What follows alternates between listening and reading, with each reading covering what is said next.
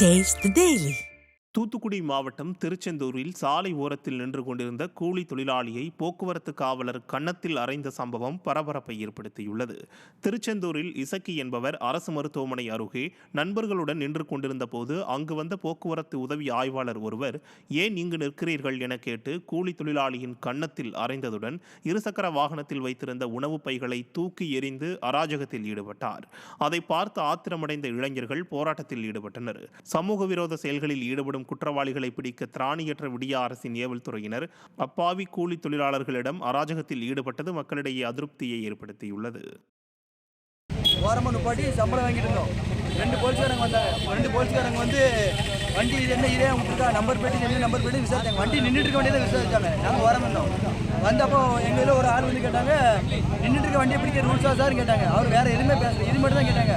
அதுக்கு படாத சவுட்டில் கை நீட்டி சவுட்டில் அடிச்சுட்டு போயிட்டாங்க அவங்க பாட்டுக்கு. வண்டி எடுத்து நின்றுட்டு இருந்த வண்டி எடுத்து போயிட்டாங்க அவங்க பாட்டுக்கு. கடலூர் மாவட்டம் புவனகிரி அருகே மேல மூங்கிலடி கிராமத்தில் தரமற்ற முறையில் சிமெண்ட் சாலை அமைக்கப்படுவதாக கிராம மக்கள் குற்றம் சாட்டுகின்றனர். மூங்கிலடி கிராமத்தில் சிமெண்ட் சாலை அமைக்கும் பணியில் டெண்டர் எடுத்த திமுக ஒப்பந்ததாரர் ஈடுபட்டு வரும் நிலையில் புதியதாக போடப்படும் சாலைகளின் உயரம் அதிகமாக இருப்பதால் குடியிருப்பு பகுதிகளின் வீடுகளின் முன்பக்கங்களில் மழைநீர் தண்ணீர் தேங்கும் நிலை ஏற்பட்டுள்ளதாக கூறப்படுகிறது. மேலும் சிமெண்ட் சாலை தரமற்ற நிலையில் போடப்படுவதாகவும் அப்பகுதி மக்கள் குற்றம் சாட்டுகின்றனர். ஆளும் கட்சி என்ற திமிரில் திமுகவினர் அராஜகத்தில் ஈடுபடுவது தொடர்கதையாகி வருவதாக பொதுமக்கள் வேதனை தெரிவிக்கின்றனர். அதாவது இதுக்கு முன்னே இந்த கோயில் இருக்குங்களா, இது வரைக்கும் வந்து மினி பஸ், இந்த கோயில் எண்டு இதுதான். இது வரைக்கும் மினி பஸ் வந்து திரும்பி போச்சு. அதில் மக்கள் ஏறி பயன் பண்ணிட்டாங்க. அதே மாதிரி காய்கறிகள் மற்ற வணிகர்கள் வந்து இது வரைக்கும் திரும்பி போயிட்டு இருந்தாங்க, நல்லா இருந்தது.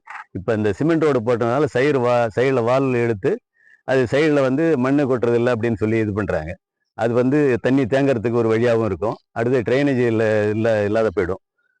அடுத்தது வந்து தண்ணி வால் எடுத்ததுலேருந்து சிமெண்ட்டுக்கு வந்து பக்காவாக தண்ணி தான் கொடுக்கணும். தண்ணி கொடுக்கவே இல்லை.